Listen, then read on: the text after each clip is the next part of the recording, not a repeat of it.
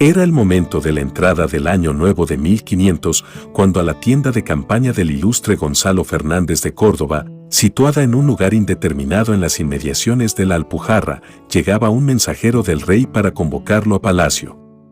Combatiendo a partidas de moritos sublevados que no se resignaban a perder lo que entendían había sido suyo durante siglos estaba, cuando el emisario, sudoroso por la premura del mandato, descabalgaba. Era de máxima urgencia proteger Sicilia de un ataque turco del cual se había recibido información contrastada. Desde Málaga, una expedición de ilustres capitanes que estaban al servicio del rey se incorporaban a la suerte que les había encomendado el monarca. Pizarro padre, García de Paredes y don Diego López de Mendoza era el tridente que adelantaba el rey católico para implementar las medidas necesarias y para evitar la toma de la isla más sureña de Italia, en aquel entonces, parte de los inmensos territorios tanto continentales como mediterráneos del Reino de Aragón. Su estancia en Mesina fue una exhalación. La isla estaba recibiendo una fuerte presión por parte de los condestables franceses que, en su alianza con los Borgia, querían hacerse con la isla. Como esa no era la misión encomendada por su rey y tras preparar la logística necesaria, zarpó de inmediato para conjurar la amenaza turca. Las afrentas recibidas en las costas de Levante ante las razias berberiscas quedaban vengadas ante tan osada operación a casi 3.000 kilómetros de distancia. Cuando despuntaba el otoño, hizo su aparición en Corfú, la isla más al noroeste de Grecia, y tras un asedio de 4 meses, puso en fuga a la guarnición turca que tomaría rumbo desde el Jónico al más seguro Egeo, a velocidad sostenida ante lo expeditivo de la acción del gran capitán. Lo mismo ocurrió con la cercana isla de Cefalonia, capturando una ingente masa de prisioneros y abundantes valores. Así, de esta manera, las afrentas recibidas en las costas de Levante ante las razias berberiscas quedaban vengadas ante tan osada operación a casi 3.000 kilómetros de distancia. La cristiandad se volvía a enganchar al optimismo. Con mala mar, las naos cargadas con lo requisado y un oleaje espantoso llegaron a Sicilia de nuevo por orden del rey para crear una nueva arquitectura geopolítica en lo concerniente a los intereses de aquella España naciente. Venecia, agradecida por aquel desconocido que le sacó las castañas del fuego, se suponía que el Adriático era el mar de la Serenísima, envía emisarios para entregar una compensación económica a los españoles. Hombre generoso siempre, no escatimó para sus soldados la inesperada dádiva sobrevenida del agradecido Dux, que distribuyó entre la tropa sin escatimar. El Acuerdo de Granada de tintes ultrasecretos y la bula papal de Alejandro V que certificó la división del reino de Nápoles entre los reyes católicos y el rey de Francia, Luis XII cogió desprevenido al titular de facto hasta ese momento de los territorios en litigio antes del acuerdo en cuestión, un tal Fadrique, amigo a la sazón de González de Córdoba, el gran capitán. Una vez enterado el coronado y al ver que le habían hecho la cama sin su aquiescencia, montó en cólera y le intentó implicar a este enorme militar en una sublevación contra los monarcas peninsulares. Pero el gran capitán, siempre fiel a su rey, no se sumó a la conjura y advirtió a su amigo de que aceptara el acuerdo de Estado y la compensación que lo acompañaba sin crear disturbios ni zarandajas. Como así fue. Pero había un problema sin resolver que podría parecer baladí o no, según se mirara. Muchas de las demarcaciones negociadas en el Pacto de Granada en lo referente a la divisoria de los territorios en cuestión no eran aceptadas por Francia y en consecuencia eran reivindicadas por esta. Como es obvio, el sagaz Gonzalo de Córdoba, siguiendo instrucciones de su rey, mareaba la perdiz con el duque de Nemours, un militar de largo oficio y excelentes credenciales. Hasta que se encontró en su camino al gran capitán, claro. El embrión de los tercios. Tras una reunión mantenida en una ermita de la profunda y enigmática Calabria un verano del año 1502, el melón acabaría destripado. De las buenas formas y de la armonía, se pasó a la guerra abierta y en las primeras escaramuzas, los franceses recibieron serias advertencias y avisos premonitorios de lo que era capaz de hacer el español en el campo de batalla. A pesar de su inferioridad numérica y de la eficacia de la creación de patrullas de alta movilidad diseñadas, lo cierto es que el gran capitán sabía que a la postre, la superioridad francesa acabaría imponiéndose.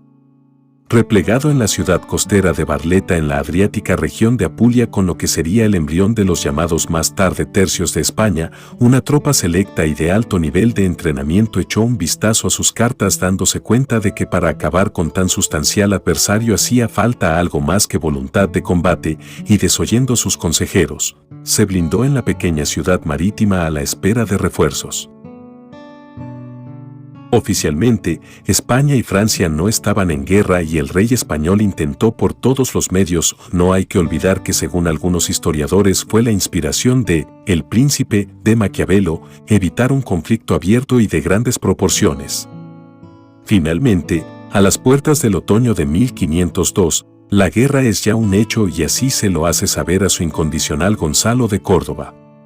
Mientras tanto, abundantes refuerzos, artillería de nuevo cuño, los mejores caballos peninsulares y material de guerra en abundancia, junto con una tropa muy bregada desde la conquista de Granada, viajan por mar en cantidades relevantes hacia lo que sería un terrible conflicto de magnitudes insospechadas. Mientras tanto, aparece en escena el heredero de transición en el interregno antes de que Carlos V haga su presencia en la historia de España. El llamado Felipe el Hermoso, un pieza donde los haya, habitual de la farra y los lingotazos, mujeriego hasta la saciedad, que deja preñada a la calumniada y denostada Juana la Loca, cuyo defecto era tan simple como que estaba letalmente enamorada de este crápula que se la cogía con papel de fumar. Un 7 de mayo en Toledo, los reyes católicos asisten al juramento en las cortes castellanas de la pareja y poco más tarde lo harían ante las aragonesas. Pero el subidón que le dio al marido de Juana cuando se vio adulado de tanto reconocimiento le hizo perder la cabeza. Por su cuenta y riesgo, atravesó Francia dejando a su mujer traspuesta tras argumentar que la vida en Castilla era muy sobria y que él necesitaba los aires del norte, que eran a su juicio más saludables. Lo cierto es que tenía una cohorte de amantes para aburrir a un contable y un nivel de vida y dispendios que en la España de entonces nunca se había visto. Cuando iba de regreso a Flandes, no se le ocurre otra cosa a este elemento que firmar un tratado de paz con el rey de Francia no autorizado por los monarcas españoles, por el que a través de un matrimonio de conveniencia entre sus respectivos hijos, criaturitas que todavía gateaban y no alcanzaban la condición de bípedos, se les adjudicaba el reino de Nápoles así, por las buenas. Aquello fue el acabose para la paciencia de los sorprendidos monarcas peninsulares. Pero mientras, en el sur de lo que hoy es la actual Italia, lo que no se esperaba el subido duque de Nemours es que aquel extraño oponente encerrado en la ciudad fortificada de Barletta le arreara una contundente tunda que no por inesperada fue rotunda, sino que además fue aplastante y humillante para el pabellón francés. El día 16 de mayo de 1503, tras atravesar unos campos de lavanda de una belleza avasalladora, entra en Nápoles en loor de multitudes aclamado por la entera población que sabía que era un justo entre los justos. Lo del gran capitán era una síntesis entre dos contradicciones. El conocimiento es algo contrastado y seguro, es empírico, pero está sujeto a la certidumbre e impide la natural evolución de la innata curiosidad humana. Pero también puede ser desactivado por la creatividad, lo que lo hace original en sí mismo. Gonzalo de Córdoba unaba la praxis de la guerra con la apuesta por las innovaciones más vanguardistas. Él y solo él cambió en el siglo XVI el arte de la guerra creando fórmulas combinatorias de estrategia y táctica nunca vistas. Y si antes de él habían sido ejecutadas en algún momento de la historia, el testimonio de ello no existía, pero estaba en su peculiar idiosincrasia. A la postre, como decía Einstein, la imaginación es más importante que el conocimiento. Como agradecimiento, los reyes católicos nombran virrey de Nápoles a Gonzalo de Córdoba. Pero el escenario se estaba descomponiendo a marchas forzadas y por el norte se acercaba lentamente un enorme ejército francés obsesionado con recuperar Nápoles. Europa sorprendida. El gran capitán no tenía la masa crítica de soldados suficientes ni la seguridad de ser alimentado con refuerzos desde España. Su desventaja era abismal frente a un ejército aprovisionado por tierra sin dificultades frente al suyo, que debía de ser abastecido por mar con las consecuencias que esto conlleva. Lentitud, azar, recuperación lenta de la proporcionalidad, logística penalizada por las reducidas capacidades de las naos y cocas, etc. También había otro frente con Francia en el Rosellón que requería la atención del monarca hispano. El gran capitán tuvo que echar mano de todo el ingenio del que era capaz. Su habilidad castrense en la guerra de estrategia le daría la victoria en las maniobras de desconcierto que le creó al ejército galo en el Lirí y en Garellano. Este desconcierto acabó finalmente con los recursos del ejército adversario, que mermado psicológicamente por marchas y contramarchas en una zona pantanosa, acabó quebrándose. Agotados y al borde de la inanición, empapados por una lluvia penetrante y canalla, en su retorno a una posición segura, la de Gaeta, se encuentran a las fuerzas de Gonzalo de Córdoba cortándoles el paso. Como consecuencia de la aniquilación de aquel ejército agotado y fantasmagórico, la victoria española cae como fruta madura. Es la segunda vez que un ejército francés es derrotado en un lapso de tiempo muy breve. Europa está asombrada y los anales militares registran las maniobras de este genial especulador que 4 siglos después consultaba con regularidad en uno de sus libros de cabecera, el genial mariscal de la Wehrmacht, Erwin Rommel, llamado El zorro del desierto. Milán y Génova están al alcance de las tropas de Gonzalo de Córdoba, pero su rey tiene otros planes, lo cual se traduce en una cuestión frustrante para el militar disciplinado que es. Fernando solo pretende consolidar el dominio español en Nápoles. Entretanto, ocurre lo peor o el principio de lo peor. El gran capitán enferma seriamente. A los 51 años de edad, abatido irónicamente por la paz tras triunfos militares sin cuento, se tiene que enfrentar a un ejército que no cobra las pagas a su debido tiempo, a rebeliones internas y a sediciones imprevistas. Esto le rompe los esquemas.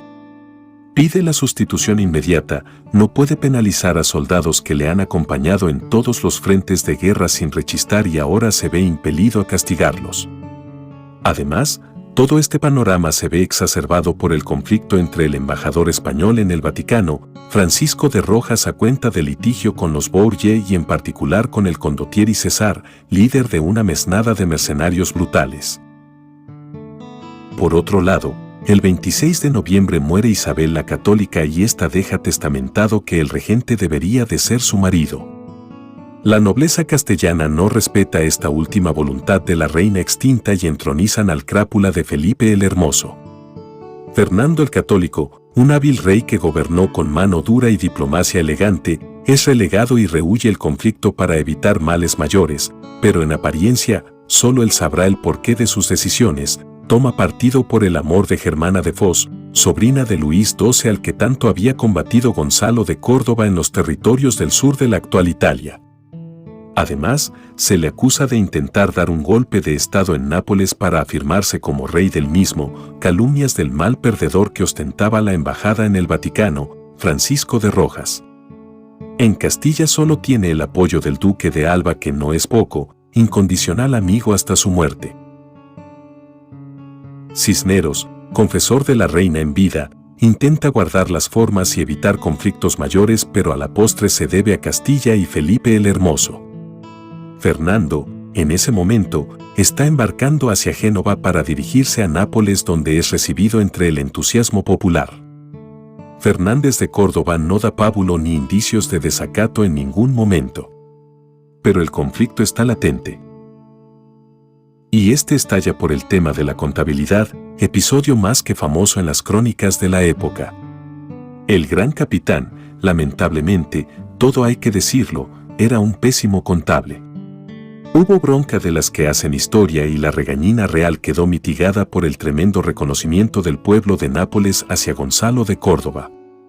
Su presencia iba siempre acompañada de un baño de multitudes. En el tiempo de la despedida, de su salida del reino que había dirigido tan sabiamente durante 12 años, hubo que apelar por primera vez a la fuerza. Su cohorte de guardias personales tuvieron que desalojar la puerta de Ubrizi para permitir la salida del gran capitán. Tal era el colapso. La propia multitud impedía con vehemencia la salida de aquel increíble guerrero y humanista. En aquel momento tenía 53 años. Un verano de 1507, en Seboune, Fernando el Católico, ya cónyuge de la jovencísima Germana de Foix, es recibido por el rey de Francia con una pompa ostentosa. El rey francés quiere conocer a su némesis, el gran capitán, y lo sienta a su lado. Para Gonzalo de Córdoba, más que un halago es una repetición de la humillación, pues es sabido que él no aprobaba ese matrimonio, no por la juventud de la criatura, sino por ser francesa y sobrina de su enemigo por el que sus soldados habían derramado tanta sangre. Aquellos a los que tanto había combatido eran parte de la mesa y mantel. Sus propios enemigos quedaron admirados por la maestría del militar y comentarios y loas eran el pan nuestro de cada día durante su estancia, los agasajos lo abrumaban, era un hombre hermanado con la austeridad y alejado del oropel. Los honores y la admiración por el héroe eran sinceros, pero él no los digería, se sentía traicionado por su rey. En Loja, Granada, donde comenzó su carrera militar y su rosario de éxitos, una malaria expeditiva le cerró las puertas de la vida. Gonzalo de Córdoba no volvería a salir de España, de hecho, el que decía ser su rey, rey que tenía una inmensa deuda de gratitud con él, no le permitiría salir del reino para los restos. Ninguna de sus promesas, las del monarca aragonés, fueron cumplidas en tiempo y forma. Las enormes envidias que le generaron sus éxitos le pasarían factura en un país en el que los triunfadores son aplaudidos con sordina tras haberles puesto docenas de zancadillas. Julio II, a la sazón Papa de Roma, a sabiendas de su infortunio, ofreció al gran capitán organizar y dirigir el ejército de la Santa Sede, oferta que éste declinaría por su sentimiento de compromiso hacia su rey. Un día de diciembre, hacia las 2 de la madrugada, entró por la ventana de aquel grande de España un viento frío con un mensaje de muerte y alivio para sus terribles fiebres. En Loja, Granada, donde comenzó su carrera militar y su rosario de éxitos, una malaria expeditiva le cerró las puertas de la vida. Un año después, el inspirador de la obra magna de Maquiavelo moriría de un derrame cerebral por abuso de Cantárida, un escarabajo de color verde muy chulo pero muy cabroncete, que debidamente pulverizado es un enorme vasodilatador pero con enormes efectos secundarios. Su intento de perpetuarse a través de un retoño le costaría su propia existencia. Se dice que cuando murió el gran capitán, su rey se expresó hacia él con una metáfora despectiva, aunque diversas fuentes discuten la veracidad o autenticidad de estas palabras. De ser ciertas, rezarían así: un árbol no muere porque pierda una hoja. Dos grandes irreconciliables, uno humilde hasta el último aliento, el otro con un ego descomunal.